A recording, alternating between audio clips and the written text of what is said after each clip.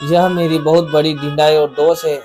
मेरे पाप को सुनकर नरक ने भी नाक सिकोड़ ली है, अर्थात नरक में भी मेरे लिए ठोर नहीं है।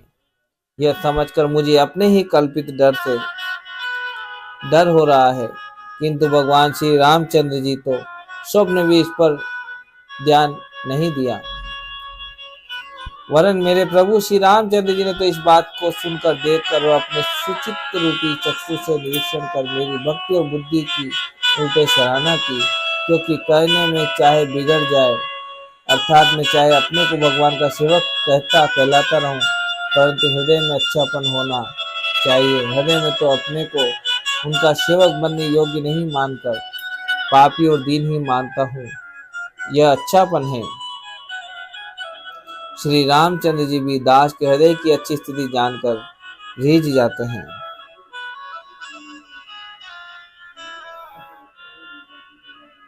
प्रभु के चित्त में अपने भक्तों की हुई भूल चूक याद नहीं रहती, वैसे भूल जाते हैं और उनके हृदय की अच्छाई को सौ बार याद करते रहते हैं।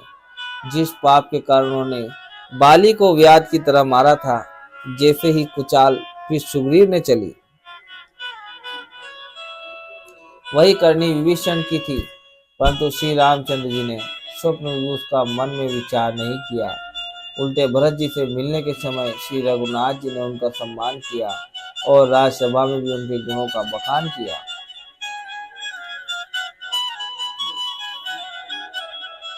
प्रभु तरु तरे कपि डार पर, ते किए आपु समान।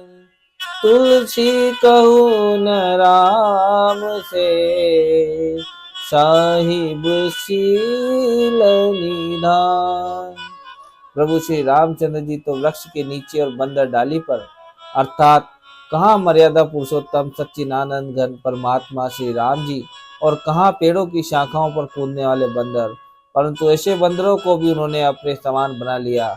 तुलसीदास जी कहते हैं कि श्री रामचंद्र जी शरीके शील निदान स्वामी कहीं भी नहीं है। राम निकाई रावरी है सब ही को नीक, जो यह साची है सदा, तो नीको तुलसी। एहि विधि निज गुण दोष कही, सब ही बहुरी सिरुनाई। बरनऊ रघुवर विशद जसु, सुनी कली कलुष नसाई। हे श्री राम जी, आपकी अच्छाई से सभी का भला है, अर्थात आपका कल्याणमय स्वभाव सभी का कल्याण करने वाला है। यदि यह बात सच है तो तुलसीदास का भी सदा कल्याण ही होगा। इस प्रकार अपने गुण दोषों को कहकर और सबको फिर सिर नवाकर मैं श्री रघुनाथ जी का निर्मल यश वर्णन करता हूँ, जिसके सुनने से कलयुग के पाप नष्ट हो जाते हैं। मुनि याज्ञवल्क्य जी ने जो सुहावनी कथा मुनि श्रेष्ठ भारद्वाज जी को सुनाई थी, उसी संवाद को मैं बखान कर कहूँगा। सब सज्जन सुख का अनुभव करते हुए उसे सुने। शिव जी ने पहले इस सुहावने चरित्र को रचा, फिर कृपा करके पार्वती जी को सुनाया। वही चरित्र शिव जी ने काकभूषुंडी जी को राम भक्त और अधिकारी पहचान कर दिया। उन काकभूषुंडी जी से फिर याज्ञवल्क्य जी ने पाया और उन्होंने फिर उसे भारद्वाज जी को गाकर सुनाया। वे दोनों वक्ता और श्रोता याज्ञवल्क्य और भारद्वाज समान शील वाले और समदर्शी हैं और श्री हरि की लीला को जानते हैं।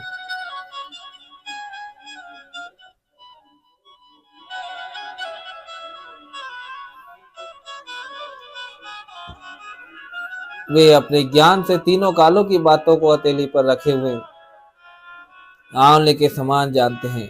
और भी जो सुजान हरि भक्त हैं, वे इस चरित्र को नाना प्रकार से कहते, सुनते और समझते हैं। फिर वही कथा मैंने वरा क्षेत्र में अपने गुरुजी से सुनी, परंतु उस समय में लड़क पने के कारण बहुत बेसमझ था, इससे उसको उस प्रकार अच्छी तरह समझा नहीं। श्री राम जी की गुण कथा के वक्ता और श्रोता दोनों ज्ञान के खजाने होते हैं। मैं कलयुग के पापों से ग्रसा हुआ महामूढ़ जड़ जीव भला उसको कैसे समझ सकता था।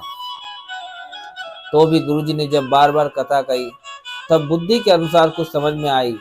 वही अब मेरे द्वारा भाषा में रची जाएगी, जिससे मेरे मन को संतोष हो। जैसा कुछ मुझ में बुद्धि और विवेक का बल है, मैं हृदय में हरि की प्रेरणा से उसी के अनुसार कहूँगा। मैं अपने संदेह, अज्ञान और भ्रम को हरने वाली कथा रचता हूँ, जो संसार रूपी नदी के पार करने के लिए नाव है। राम कथा पंडितों को विश्राम देने वाली, सब मनुष्यों को प्रसन्न करने वाली और कलयुग के पापों का नाश करने वाली है। राम कथा कलयुग रूपी सांप के लिए मोरनी है और विवेक रूपी अग्नि के प्रकट करने के लिए अरणी मंथन की जाने वाली लकड़ी है। अर्थात इस कथा से ज्ञान की प्राप्ति होती है।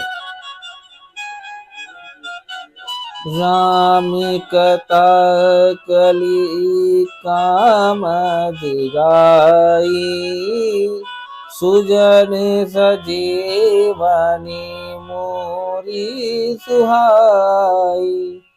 सोई वसुधा तल सुधा तरंगिनी, भय भंजनी भ्रम बेक भुअंगिनी। राम कथा कलयुग में सब मनोरथों को पूर्ण करने वाली कामधेनु गो है और सज्जनों के लिए सुंदर संजीवनी जड़ी है। पृथ्वी पर यही अमृत की नदी है, जन्म मरण रूपी भय का नाश करने वाली और ब्रह्म रूपी मेंढकों को खाने के लिए शर्पणी है।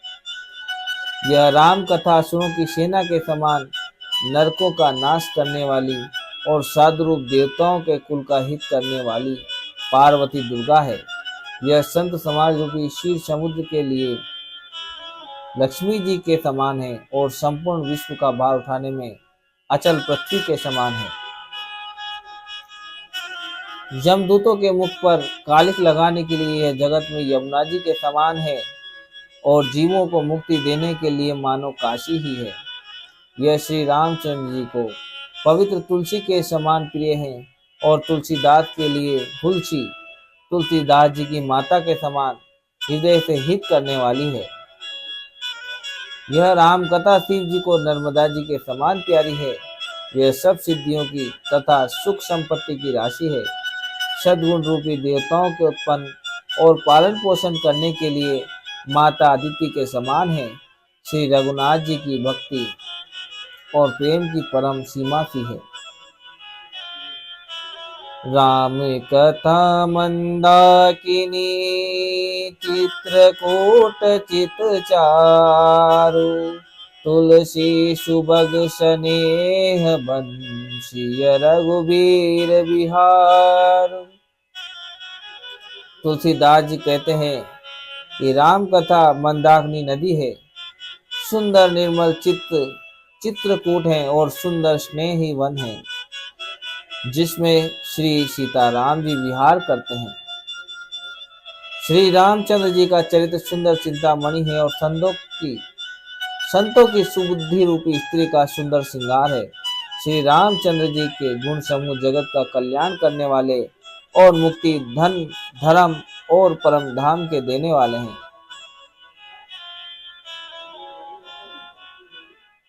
सद्गुरु ज्ञान विराग जोग के, विबुध भेद भव भीम रोग के। जननी जनक सिय राम प्रेम के, बीज सकल व्रत धर्म नेम के। ज्ञान विराग और योग के लिए सद्गुरु हैं और संसार रूपी भयंकर रोग का नाश करने के लिए देवताओं के वेद्य अश्विनी कुमार के समान हैं।